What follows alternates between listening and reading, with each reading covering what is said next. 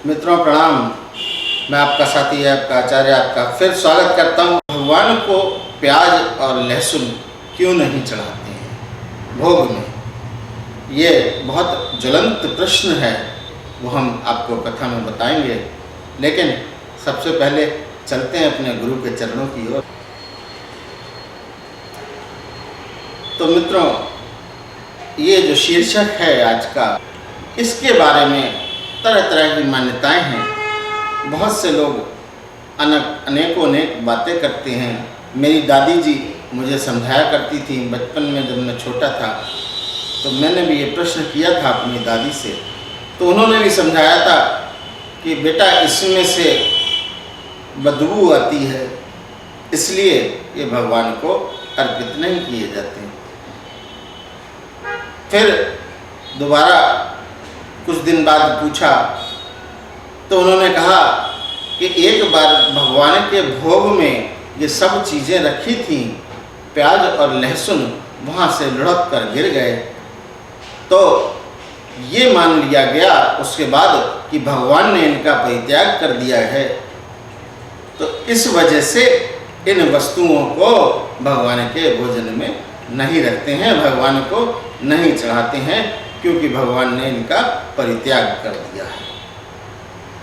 लेकिन जब मैंने विधिवत शिक्षा प्राप्त की और अपने शास्त्रों को अध्ययन किया, अपने पुराणों की कथाओं को पढ़ा, तब मुझे इस कथा का भेद ज्ञात हुआ कि भगवान को क्यों नहीं चढ़ाते हैं प्याज और लहसुन। इसकी एक लघु कथा है मित्रों, वो मैं आपको अब सुनाता हूँ। ये उस काल की बात है जब देवताओं और असुरों में एक सामंजस्य बिठाने के लिए भगवान शिव ने उन लोगों को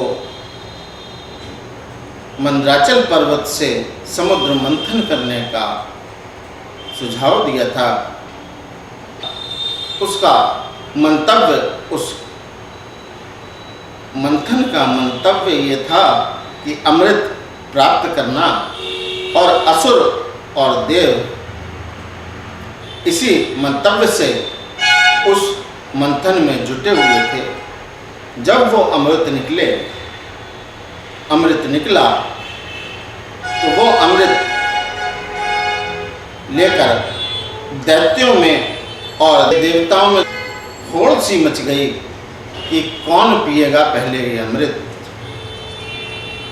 तो उस कारण ये हुआ कि कभी देवता वो लेकर भाग गए और कभी असुरों ने उसको छीना और भाग लिए, उड़ते हुए जा रहे थे। देवताओं में जब लड़ाई हुई, देवता और असुरों में जब युद्ध हुआ, उस अमृत को लिए छीना झपटी हो रही थी, तो मित्रों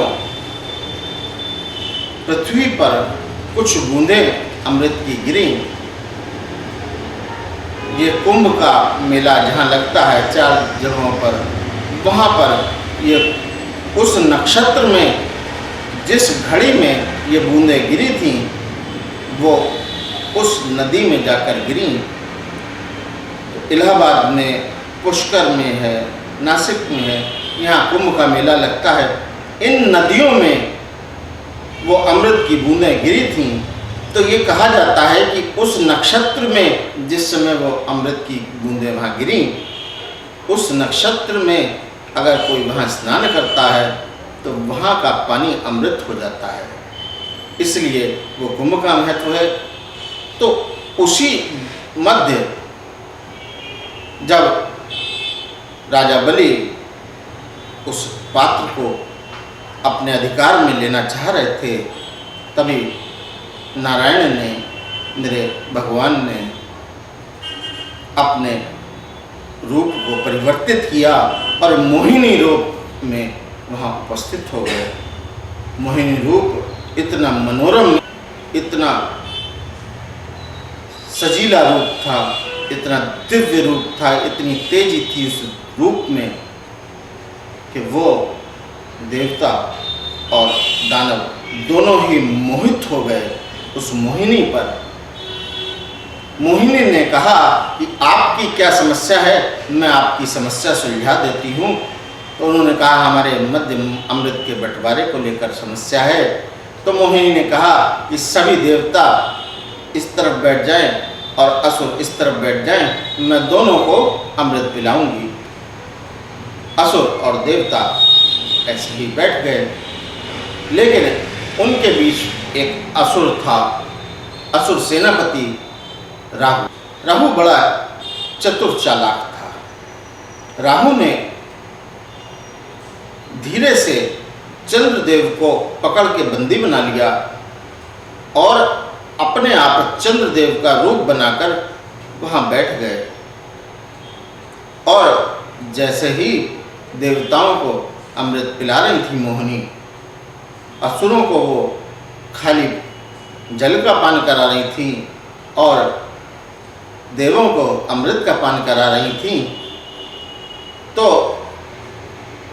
तभी चंद्रदेव उस बंधन से मुक्त होकर आ गए तथा भगवान सूर्य नारायण ने ये देखा कि अरे चंद्रदेव तो वहाँ हैं, ये कौन है। उन्होंने अपनी दिव्य दृष्टि से देखा तो वो समझ गए कि ये राहु है। राहु को तब तक अमृत दे चुकी थी मोहिनी देवी और राहु ने अमृत का पान कर लिया था। जैसे ही उसने अमृत मुंह में रखा, सूर्य नारायण ने, सूर्यदेव ने कहा अरे ये तो राहु है, ये देवी आपने क्या करा, ये तो राहु है, इसको आपने अमृत क्यों दे दिया। जैसे ही ये छल भगवान नारायण की समझ में आया, भगवान ने उसी क्षण अपना नारायण रूप धारण किया तथा सुदर्शन चक्र से उसका शीश धड़ से अलग कर दिया। तो क्योंकि उसने अमृत पी लिया था, परंतु उसका अमृत इस गर्दन से नीचे नहीं उतर पाया था, तो उसका शीश कटकर वो अमर हो गया और धड़ को नाम मिला केतु का। तो जैसे ही वो शीश कटा तो उसके अंदर जो बूंदें वहाँ से जाके पेट में गिरती, वो कुछ बूंदें पृथ्वी पर गिरी और उन्हीं बूंदों से प्याज और लहसुन का उत्पत्ति हुई। तो क्योंकि वो असुर के मुख से निकल के आया था अमृत, तो इस वजह से उसमें दुर्गंध उत्पन्न हो गई और असुर का मुख में जाने के बाद वो उत्पन्न हुआ, तो इस वजह से वो झूठा माना गया और उसको देवताओं को या भगवान को इसीलिए अर्पित नहीं किया जाता है। क्योंकि एक तो वो झूठा, क्योंकि राहु के मुंह से निकला हुआ है, दूसरे उसमें दुर्गंध तीव्र। तो ये कारण है कि देवताओं और भगवान को क्यों नहीं दिया जाता है लहसुन और प्याज भोग में। दूसरी बात, प्याज और लहसुन में गुण अमृत के गुण हैं, पेट के लिए बहुत फायदेमंद हैं, लेकिन ये भोजन तामसी भोजन में आता है क्योंकि असुर के मुख से निकला है, इसलिए भगवान ने इसको स्वीकार करने से मना कर दिया। तो मित्रों, ये थी आज की कथा। नमस्कार।